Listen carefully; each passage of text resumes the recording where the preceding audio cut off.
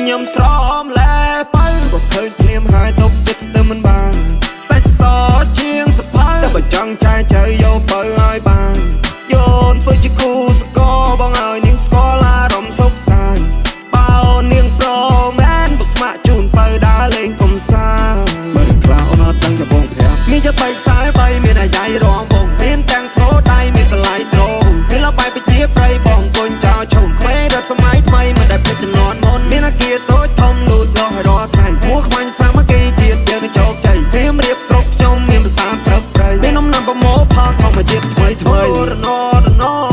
យុគនេះប្រសុំកំដងសាទដូចទៅណកៅភ្នែកមុខមាត់ល្អ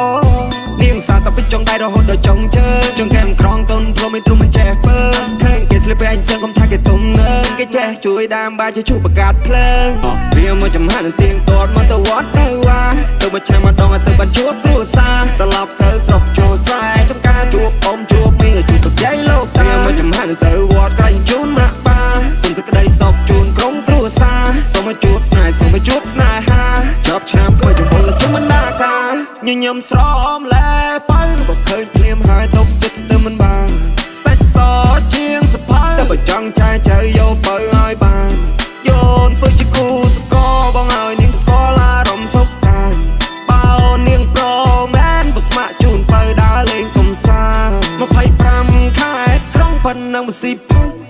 ដើរលេងមិនឲ្យអូនចំណាយលុយមាន power bank ទៅឲ្យអូនដើរទៅបើឲ្យធ្វើក៏អីត្រៀមទៅឲ្យអូនអង្គុយមើលរបាំចាំស្នេហ៍លខោនខោឡាសារ៉ាក៏មានដែរអ៊ំទូអងបើសំពេប្រខែសាសនាវប្បធម៌យូរជាអ្នកមើលថៃ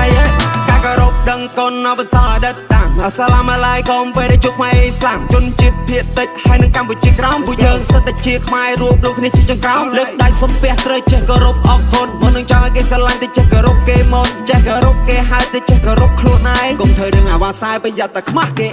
ងវាមកចំហានទៀងទាត់មកទៅវត្តទៅវ៉ាទៅមួយឆ្នាំម្ដងទៅបានជួបគ្រួសារត្រឡប់ទៅស្រុកចូលស្រែចំការជួបអ៊ំជួបមីជួបទុកយាយលោកតាវាមកចំហានទៅវត្តក្រែងជូនម៉ាក់ប៉ាសុំសេចក្តីសុខជូនក្រុមគ្រួសារសូមមកជួបស្នេហ៍សូមមកជួបស្នេហាជាប់ឆ្នាំថ្មីចំពោះលោកជុំបណ្ដាការញញឹមស្រមលែបើបើឃើញភ្លាមហើយទុកចិត្តស្ទើរមិនបាន